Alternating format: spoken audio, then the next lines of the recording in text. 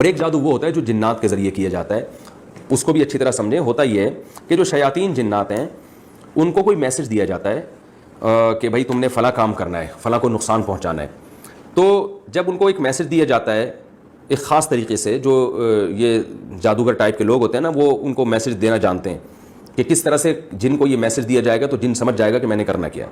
پھر وہ جن سے کام کروانے کے لیے، کیونکہ وہ جن کافر ہوتے ہیں اور شیاطین ہوتے ہیں، یعنی برے جنات ہوتے ہیں، تو پھر کوئی بہت ہی وحشیانہ عمل کیا جاتا ہے جس سے وہ جن خوش ہو کے کچھ کام کر دیتے ہیں. وحشیانہ عمل کیا؟ جیسے معاذ اللہ زندہ چوزے کو زمین میں دفن کر دیا، یا یہ کہ بچوں کی مردہ ہڈیاں قبرستان سے نکال کے ان پہ کچھ عمل کرنا شروع کر دیا کہ بچہ معصوم ہوتا ہے اس کی مردے کی ہڈیاں نکالنا، یا کوئی ایسا گندا عمل، خون اور یہ سب چیزوں میں پینا. یہ جادوگر اکثر سڑے ہوئے ہوتے ہیں، گندے ہوتے ہیں، غلاظت کا استعمال کر رہے ہوتے ہیں اور خود بھی نہاتے نہیں ہیں کئی کئی مہینے. تو ان چیزوں سے جنات خوش ہوتے ہیں. تو وہ جنات جب خوش ہوتے ہیں تو پھر جنات کو کوئی میسج دیا جاتا ہے. اس میں بعض دفعہ جن وہ کام کر لیتا ہے، بعض دفعہ نہیں بھی کرتا. یعنی کوئی ایسا قابو میں نہیں آ جاتا جن کے جادوگر جو بولے گا جن وہ کرنا شروع کر دے گا، ایسا نہیں ہوتا. کئی دفعہ جن قابو میں نہیں آتا، اور بعض دفعہ وہ قابو میں تو ویسے بھی نہیں آتا لیکن میسج پر عمل کر لیتا ہے اور پھر وہ جن اس کو پریشان کرتے ہیں. تو ایسا بھی نہیں ہوتا کہ جس پہ چاہیں جن بھیجیں وہ چلے بھی جائیں. بعض دفعہ اکثر تو جادو اثر نہیں کرتا ہے. یعنی ایسا نہیں ہے کہ جادوگر کسی کو بھی پریشان کرنا چاہے تو جن بھیج کے پریشان کر دے، ایسا نہیں ہے. بلکہ جنات بھی دیکھتے ہیں کہ بھیج کس پہ آئے ہمیں. تو بعض دفعہ وہ ایسی شخصیت ہوتی ہے جنات واپس ہٹ جاتے ہیں، یا وہ سامنے والے کا کانفیڈنس، اللہ پہ توکل، اعتماد اتنا ہوتا ہے جنات جاتے ہی نہیں، وہ ڈرتے ہیں.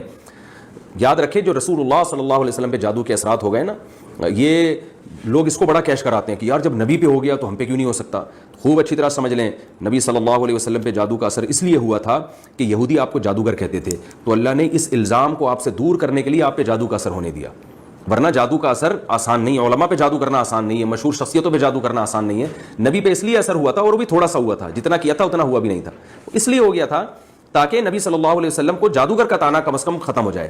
ورنہ اگر جادو نہیں ہوتا نا تو لوگ کہتے ہیں یہ جادوگر ہیں، انہوں نے جادو کا توڑ کر لیا ہے. تو اللہ نے ہونے دیا کہ دیکھو یقین کر لو کہ یہ جادوگر نہیں ہے، ورنہ ان پہ تو اثر ہوتا ہی نہیں، کیونکہ جادوگر تو خود توڑ کر لیتا ہے اس کا.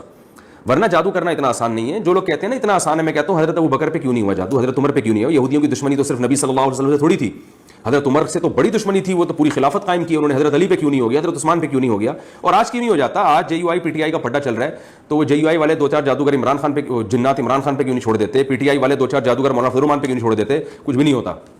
تو اتنا زیادہ جادوگروں سے ڈرا نہ کریں. قرآن مجید کے صاف الفاظ ہیں کہ وَأَنَّهُ كَانَ رِجَالٌ مِّنَ الْإِنسِ يَعُوذُونَ بِرِجَالٍ مِّنَ الْجِنِّ فَزَادُوهُمْ رَهَقًا. کہ جنات، سورہ جن میں یہ آیت ہے کہ جنات نے کہا کہ بہت سے انسان ہم سے ڈرتے تھے جس سے ہماری سرکشی بڑھ گئی. تو پتہ یہ چلا کہ جو لوگ جنات اور جادو سے زیادہ ڈرتے ہیں، جنات اور جادو اثر بھی انہی پہ کرتا ہے. جن میں کانفیڈنس ہوتا ہے ڈرتے نہیں ہیں، ان پہ اثر نہیں ہوتا. خالد بن ولید رضی اللہ تعالیٰ عنہ ایک درخت کو گرانے گئے تھے، اس پہ جنات تھے، تو وہ جو ہے نا ایسے وہ چڑیل بن کے ان کے اوپر حملہ کرنے لگے. خالد بن ولید نے ایک تلوار گھما کے اس کا جو ہے نا وہ ستیہ ناش کر دیا. اب کوئی عام آدمی جاتا وہ تو اور ڈر جاتا، پناہ مانگنے لگتا. تو جنات سے زیادہ ڈراونا نہ کریں اور نہ جادوگروں سے ڈرا کریں.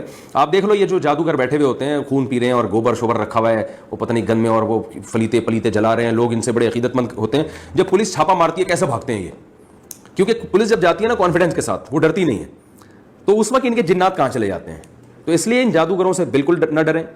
اور یہ اگر کہنا میں یہ کر دوں گا وہ کر دوں گا، میرے بیان سن کے بہت سے لوگ الحمدللہ انہیں ڈرنا چھوڑ دیا. تو ایک جادوگر نے دھمکی دی کل 24 گھنٹے میں تیرے ساتھ یہ ہو جائے گا. وہ لڑکے کا میرے پاس فون آیا، میں نے کہا اگر تو ڈرے گا تو ہو جائے گا، یاد رکھنا، نہیں ڈرے گا تو کچھ بھی نہیں ہوگا. اور اس جادوگر کو بول لے بھائی تو ڈبل کر دے میرے ساتھ نقصان نہ. تو یہی ہوا، 24 گھنٹے گزر گئے، کچھ بھی نہیں ہوا. تو یہ جادوگر لوگوں کو زیادہ فری نہ کرایا کریں. لیکن بہرحال جو اس طرح کے لوگ ہوتے ہیں ان پہ جادو اثر کرتا ہے، جو ان چیزوں پہ زیادہ یقین کرتے ہیں. اور احتیاط کا تقاضا بہرحال یہی ہے کہ رقیہ شرعیہ کا اہتمام کیا جائے تاکہ یہ اثر بھی، اگر اس کا امکان بھی ختم ہو جائے. وہی رقیہ ہے جو نبی صلی اللہ علیہ وسلم نے بتایا. سورہ فلق، سورہ ناس رات کو اپنے اوپر پڑھ کے دم کرنا چاہیے، اپنے بچوں پہ دم کرنا چاہیے. اسی طرح دعا سکھائی ہے نبی صلی اللہ علیہ وسلم نے، اعوذ بکلمات اللہ التامہ من کل شیطان وہامہ ومن کل عین لامہ. اس دعا کو پڑھ کے اپنے اوپر بھی دم کرنا چاہیے، بچوں پہ بھی رات کو آیت الکرسی پڑھنی چاہیے سونے سے پہلے. تو یہ چیزوں کا اہتمام کریں گے انشاءاللہ اثر نہیں ہوگا. تو یہ میں نے دو قسمیں آپ کو بتائی ہیں جادو کی، ایک جنات کے ذریعے اور ایک جو شعبدے بازی ہے. اور یہ بات خوب اچھی طرح سمجھ لیں، علماء نے یہ بات لکھی ہے، میں نے حوالوں کے ساتھ یہ بات کی ہے. بعض دفعہ یہ جو شعبدے بازی ہے، مسمرزم کیا جاتا ہے، بعض دفعہ آپ کے دماغ کو پڑھا جاتا ہے. تو وہ بھی کیا کرتے ہیں، یہ بھی جادو کی ایک قسم ہے کہ اسباب مخفی ہوتے ہیں لیکن کچھ کام ایسا ہو رہا ہے جس پہ آپ حیران ہوتے ہیں. بعض دفعہ یہ کیا جاتا ہے، آپ کو خاص عمل دیا جاتا ہے، آپ اس عمل میں مشغول ہوتے آپ کی سوچ مرتکز ہو جاتی ہے. تو اس سے جو جس نے آپ کو وہ عمل دیا ہے نا وہ آپ کے دماغ پہ اثر ڈال دیتا ہے. پھر